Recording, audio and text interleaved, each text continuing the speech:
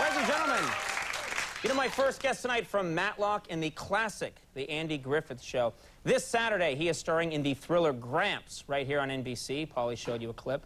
And we're very thrilled to have him here on our show tonight. Ladies and gentlemen, please give a great welcome to Andy Griffith.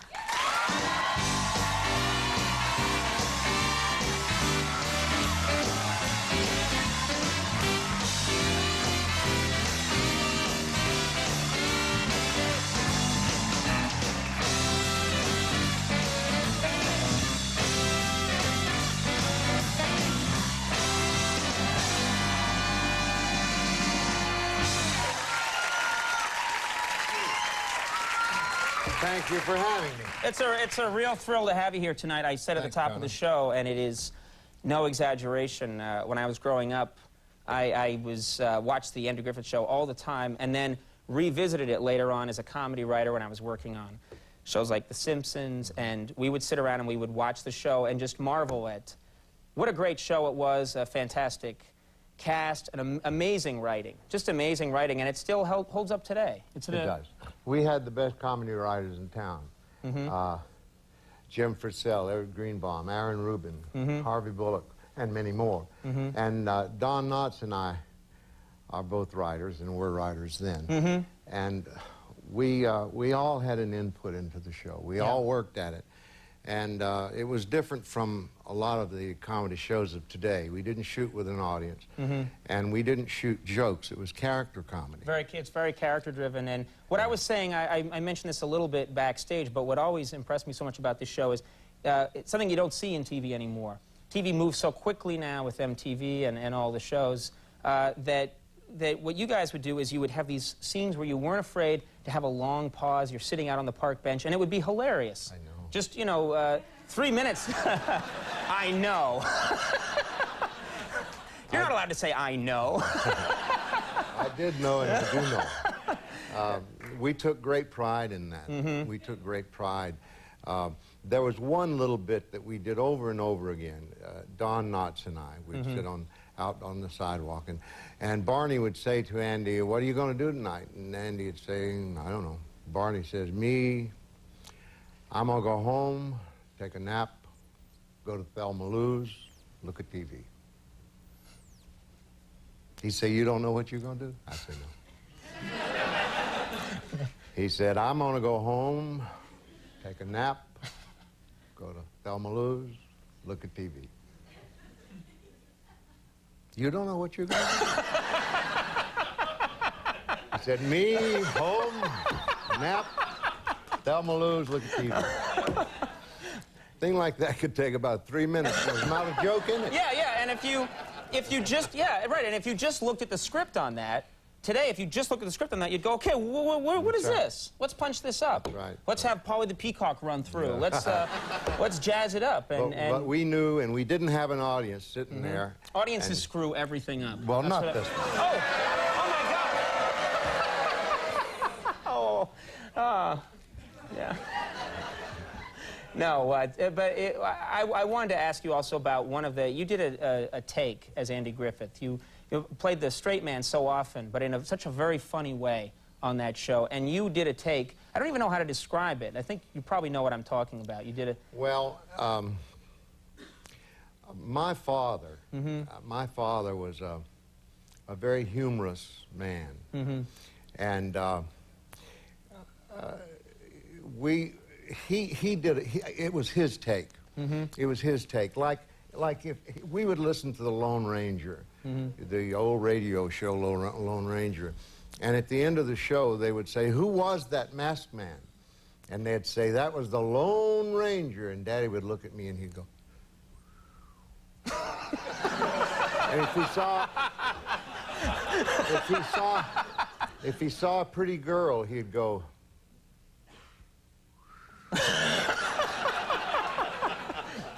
I've seen him get up and go walk all the way out of the room and come back. Do it again. And I did it as Andy Taylor, and I did it as Matlock. I even did it as my character in Gramps. And so it's been useful. And did you do it all in the Ritz Cracker commercial? Did that come up there at all?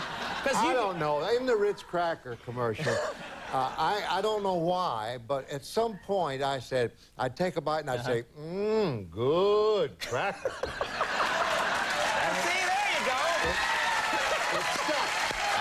I would think. It stuck. I would think doing that, you could sell anything. When you did that, and you know, I wanted that cracker. I didn't care what that cracker tasted like.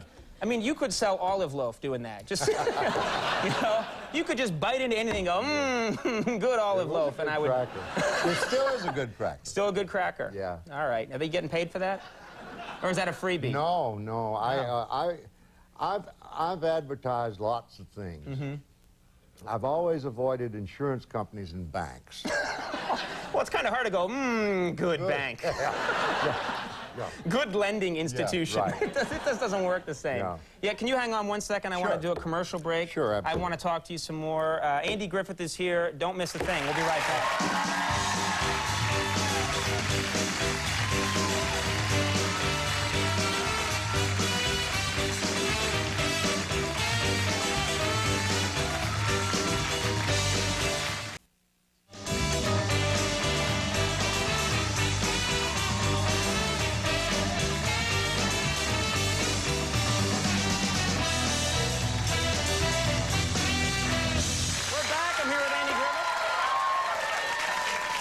Before we forget, I wanted to tell you something. We had James Carville on the show a while back. It was about a year and a half ago.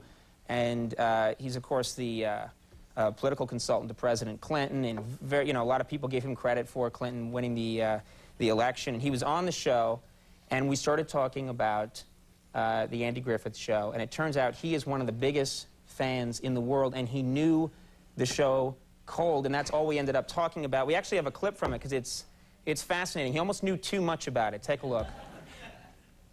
Over time, if you look at it and you spend time, it's a heck of a TV show, and I like it. I like it. No, that's fine. Wait a minute. I like it. Well, for example, what's your favorite episode?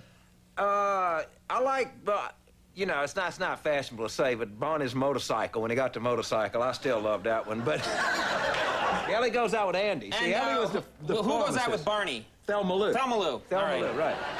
And well, then Andy kind of Ellie, and then Helen, but before Helen, there was Ellie. This man, very influential, powerful man, and and I loved it. He said well, it's not fashionable to say, but I like this episode. You know, the fans take it so seriously. I know, and I wrote him a note about that several years ago. And I'm a strong Democrat, so I'm in his corner. Well, good for you. Democrat. It'll come back. It'll come back.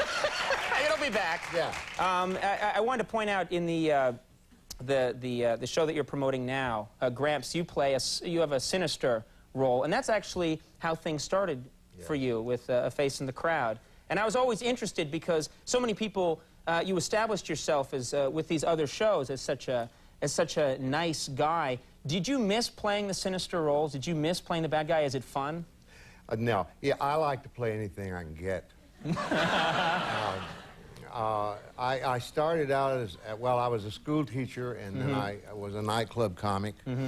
And then I got a part in a play called No Time for Sergeants, which was a wonderful comedy. Which became a movie. It became a movie. It was a movie. And the next thing I did was played this megalomaniac named Lonesome Rhodes in A Face in the Crowd. That's right. For Elia Kazan. Can I tell you can I tell him what I told you backstage? Yeah. This is a wonderful thing that happened to us today.